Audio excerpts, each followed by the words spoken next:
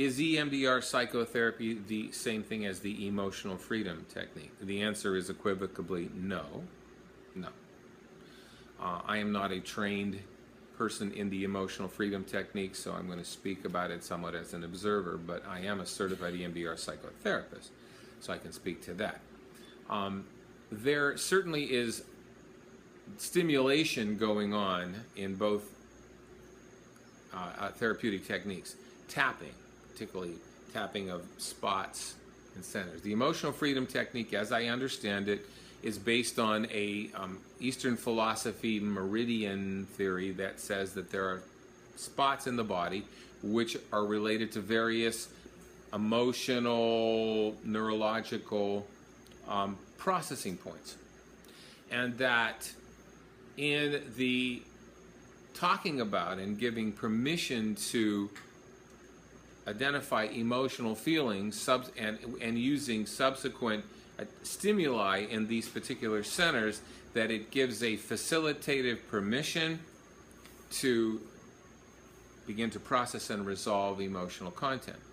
It seems logical from the adaptive information processing model that very much could take place. In other words, emotional freedom technique fits within the adaptive information processing model, but it's very different than eye movement desensitization and reprocessing therapy.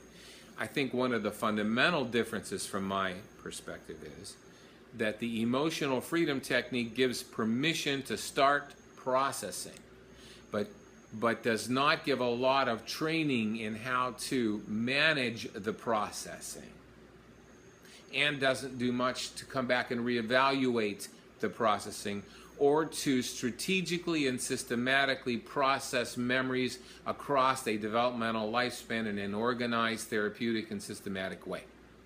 It's much less organized from the way I see it. Now, again, I'm sure there are practitioners who are very organized with it, so I don't mean to diminish any practitioners who are also quite trauma-informed care practitioners.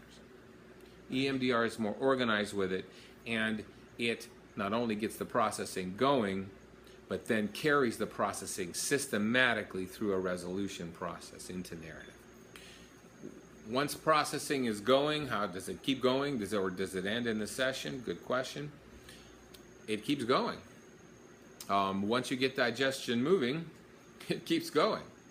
We prepare the client for that and give instructions on how to manage that. And of course, we make ourselves available as responsible practitioners in case other memories come up that haven't been adequately assessed for or were not conscious to the client. But yes, of course, it does continue.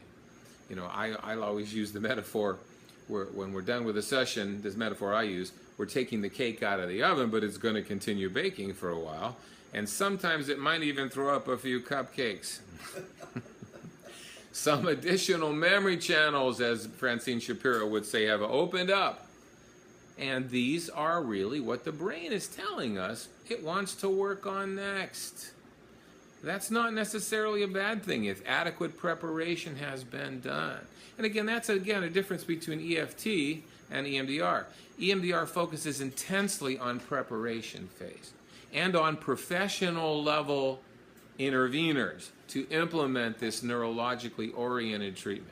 Emotional freedom technique is often taught to a wide range of interveners who may or may not have advanced clinical training and understand complex trauma, structural dissociation, and deeper psychological and psychiatric conditions.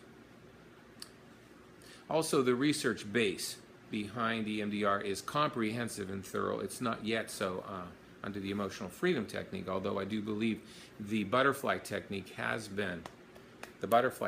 for processing has had significant research. I believe Schwartz, is the researcher. There's quite a bit there on the effectiveness of the butterfly technique itself as a processing method. Again, a dual attention stimuli.